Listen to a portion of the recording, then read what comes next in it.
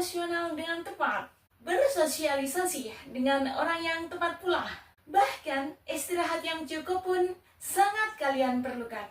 Maka aturlah waktu dengan tepat dan usahakan untuk melakukan segala hal secara konsisten pula. Saling menjaga dan saling mencintai satu sama lain bisa menenteramkan hidup kalian. Yang secara bertahap muncullah keinginan untuk saling membantu, menerima, memberi, yang pada akhirnya bisa menimbulkan keharmonisan dan kenyamanan. Sudah tentu yang menyenangkan. Ingin informasi lebih banyak? Tonton yuk video berikut.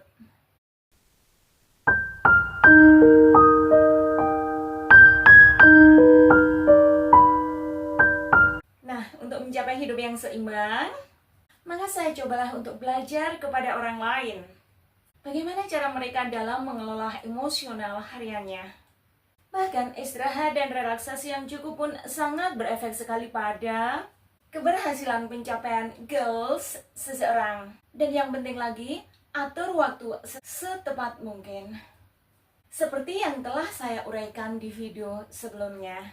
Contohnya, bagi kalian yang belum pernah berolahraga, awali gerakan kalian dengan gerakan yang paling kalian sukai. Yang penting kalian merasa enjoy dalam melakukannya. Lalu secara bertahap, tingkatan durasi dan variasi gerakan olahraganya, bahkan bila perlu tambahkan musik. Sehingga kalian dalam melakukan olahraga tersebut merasa senang dan tidak merasa terbebani. Oke? Dan yang penting adalah sesuaikan dengan kemampuan kalian masing-masing. Dan lakukan secara terus-menerus atau konsisten. Ingat, durasi yang panjang bisa memicu rasa pegal-pegal di seluruh tubuh, bahkan pusing-pusing. Jika kalian belum terbiasa olahraga, akhirnya kalian malas untuk melakukannya dan goals kalian menjadi berantakan. Jika kalian ingin melakukan secara konsisten, hal-hal yang perlu kalian jaga adalah: 1. Apa sebenarnya goals kalian? 2. Bagaimana strateginya? Dan yang ketiga adalah action atau eksekusi. Nah, contohnya seperti ini, Kak.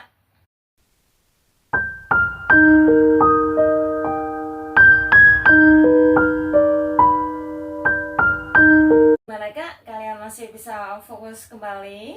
Oke. Contohnya gini, Kak. Jika goals saya ingin mengonsumsi banyak sayur-sayuran, maka strateginya adalah minimal saya selalu mengonsumsi 1 porsi sayuran di setiap jam makan saya. Artinya, sarapan, makan siang, dan makan malam saya. Bahkan, Kak, saat ini saya sudah terbiasa pada saat saya sarapan, saya cukup mengonsumsi 1 butir telur, 1 gelas susu, dan 1 mangkuk kecil salad sayur. Dressingnya pun pada salad sayuran tadi cuma saya kasih sedikit garam, sedikit lemon juice, sama minyak olive atau minyak zaitun, atau bahkan dikenal dengan olive oil. Kenapa saya memilih jenis makanan seperti ini? Karena telur dan susu kaya akan protein, sementara sayuran kaya akan mineral, vitamin, antioksidan, dan berbagai substansi lain yang sangat dibutuhkan oleh sistem imun kita dalam melindungi kita terhadap berbagai serangan penyakit. Sementara untuk garamnya biasanya mengandung kalsium, dan minyak olive-nya tinggi akan omega 3. Jadi hebat kan, meskipun makanan sesederhana itu dan semurah itu, yang penting higienis dan penuh gizi. Hebat kan? Tapi lebih hebat lagi jika kalian mengonsumsinya sesuai porsi kalian masing-masing. Ingat, meskipun beberapa jenis makanan kita itu kaya akan nutrisi, jika kita konsumsi berlebihan bisa menimbulkan masalah kesehatan di kemudian hari. Jadi, lebih baik diusahakan untuk menyimpan beberapa jenis makanan kita di kulkas, tetapi kita tetap selalu mengonsumsinya sesuai dengan porsi kita, dengan cara dikonsumsi secara bertahap. Mudah kan?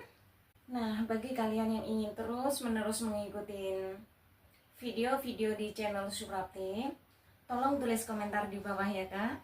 Jangan lupa untuk like dan subscribe. Bahkan tekan tombol loncengnya ya. Insya Allah di video mendatang akan saya jelaskan secara detail hal-hal yang saya lakukan saat ini kepada seluruh sahabat setia channel Suprapti, yaitu channel yang membahas seputar diet dan kegemukan.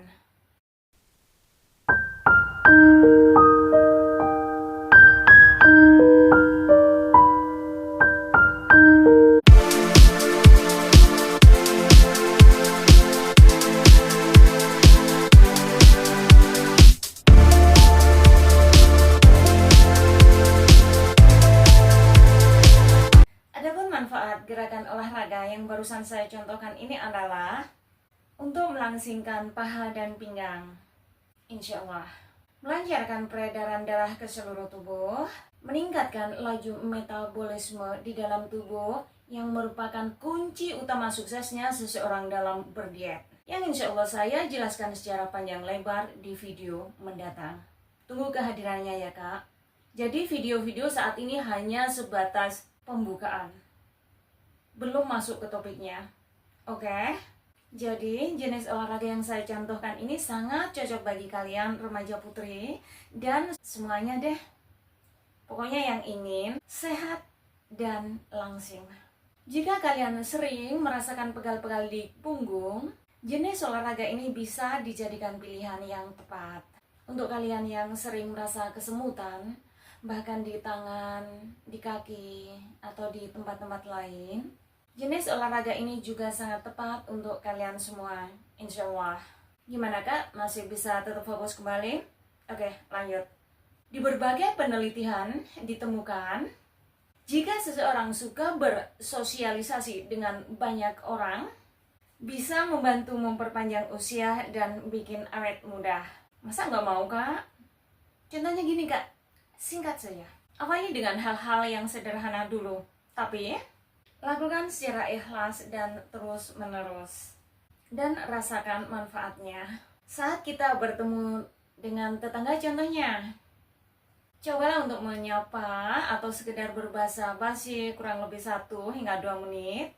Dan lakukan secara ikhlas dan terus-menerus. Maka hal-hal yang mungkin terjadi adalah adanya saling menyenangi satu sama lain, saling membantu, menerima, memberi, dan saling menjaga, serta yang lainnya yang bisa menenteramkan hidup kita.